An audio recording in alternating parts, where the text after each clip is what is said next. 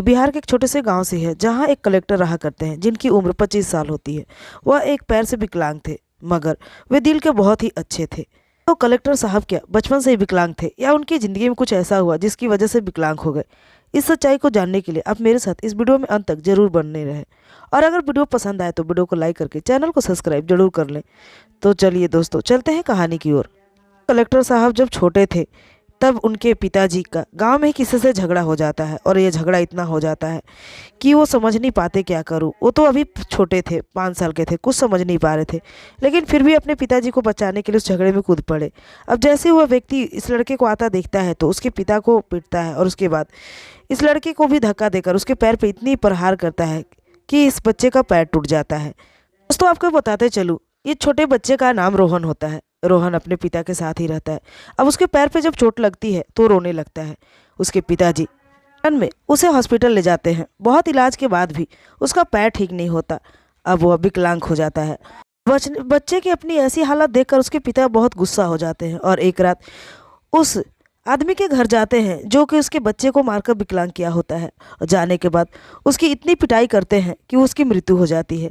उसके बाद खुद को अपने थाने में जाकर सिलेंडर कर देते हैं, यानी कि वो जेल चले जाते हैं।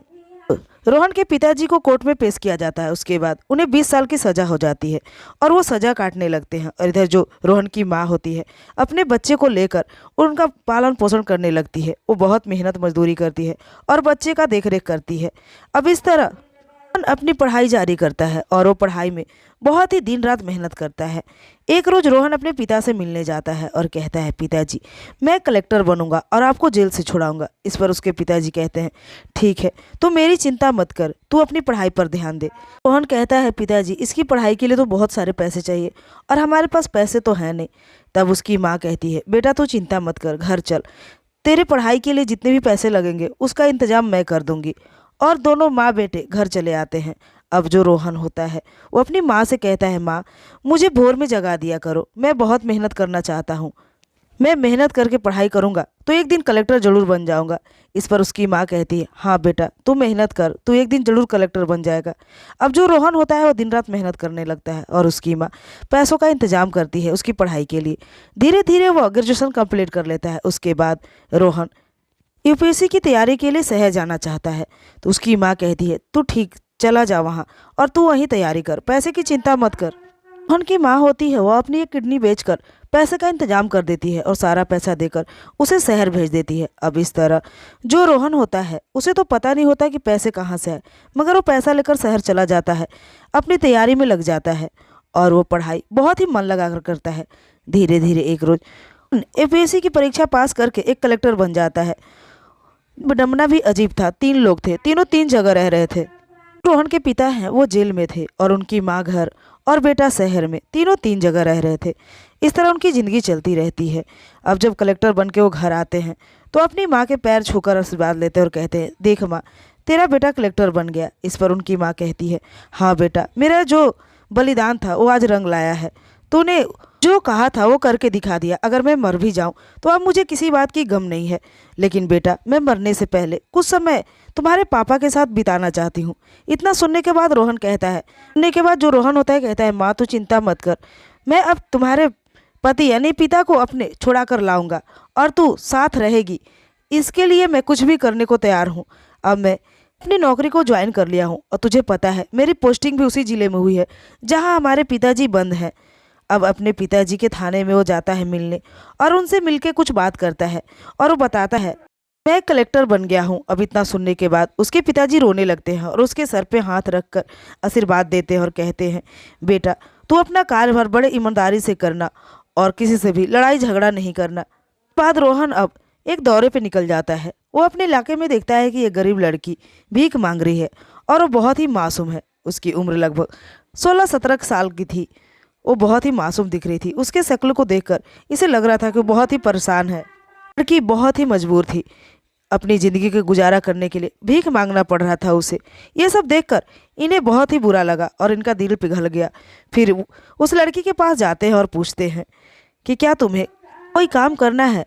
इस पर वो लड़की कहती है, साहब अगर कोई काम मुझे दिला दे तो मैं ज़रूर करूँगी, मैं भीख तो मजबूरी में मांगती हूँ।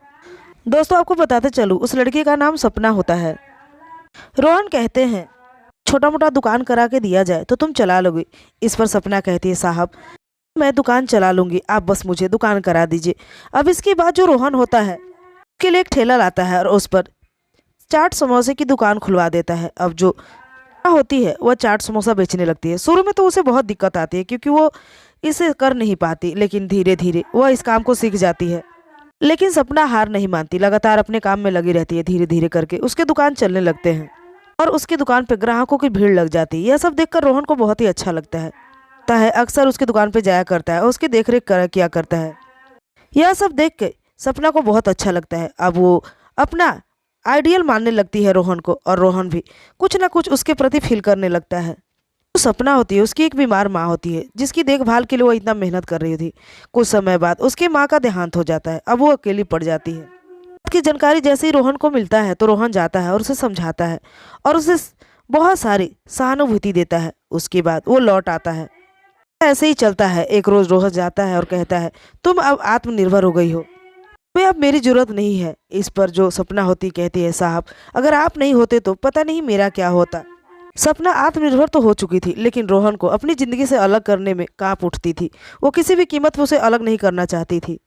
बार सोचती अगर रोहन साहब नहीं होते तो मेरी जिंदगी पता नहीं क्या हो जाती। मैं तो खुद पे भरोसा ही नहीं कर पा रही थी। रोहन सर की वजह से ही आज मैं इस काबिल बन पाई हूँ। इस काम को करके रोहन के भी दिल को बहुत सुकून मिल रहा था। अब वो अपना जीवन इस तरह व्यतीत करता है। धीरे धीरे करके समय चलते रहता है। एक रोज रोहन अपनी माँ के पास आता है और सपना के बारे में बताता है। फिर रोहन की माता कहती है पहले पिताजी को तो छुड़ा लाओ, इसके बाद सोचेंगे। अब रोहन के मन में ये बात ठनक जाती है। वो सीधे जाता है और एक एसपी से मिलता है।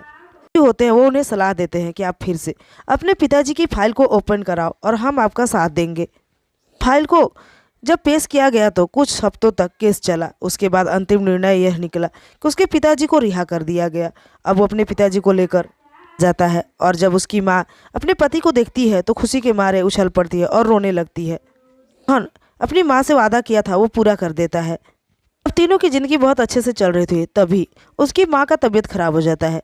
वो बहुत ज़्यादा बीमार हो जाती है। जब रोहन अपनी माँ को हॉस्पिटल ले जाता है तो जांच के दौरान पता चलता है कि उसकी माँ का एक किडनी नहीं है और दूसरी किडनी भी खराब होने वाली है। तब सुनने के बाद रोहन दंग रह जाता है और अपनी माँ से पूछता है माँ यह कैसे हुआ, तुम्हारी एक किडनी कहाँ है? और उसके पति भी यही सवाल करते हैं। अब उन लोग के सवाल का जवाब देते हुए उसकी माँ कहती है जब आप जेल में गए थे और बेटे की पढ़ाई की पैसे की जरूरत थी तब मैंने अपनी एक किडनी बेच दी और उस पैसे से बेटे को आज कलेक्टर बना दिया। जो रोहन होता है अपनी माँ को घर लाता है और उनकी देखभाल करने लगता है। धीरे धीरे उसकी माँ की तबीयत ठीक होने लगती है। एक रोज रोहन अब फिर से सपना के बारे में बताता है। तब उसके पिता कहते हैं ठीक है, हम भी तुम्हारी शादी करना ही चाहते थे, हम उस लड़की से शादी करने के लिए तैयार हैं। अब जो रोहन होता है वो सपना से जाकर इस बात को बताता है।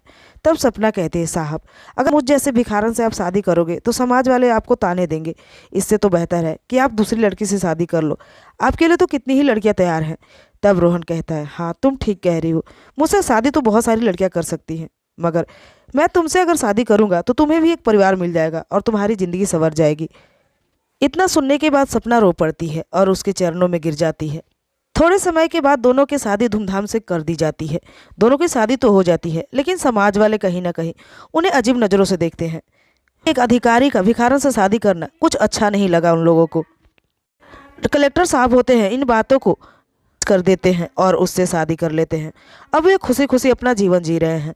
दोस्तों ये थी आज की कहानी पसंद आई हो तो वीडियो को लाइक करके चैनल को सब्सक्राइब जरूर कर ले। तो आज के लिए इतना ही, मिलते हो अगले वीडियो में, तब तक के लिए नमस्कार।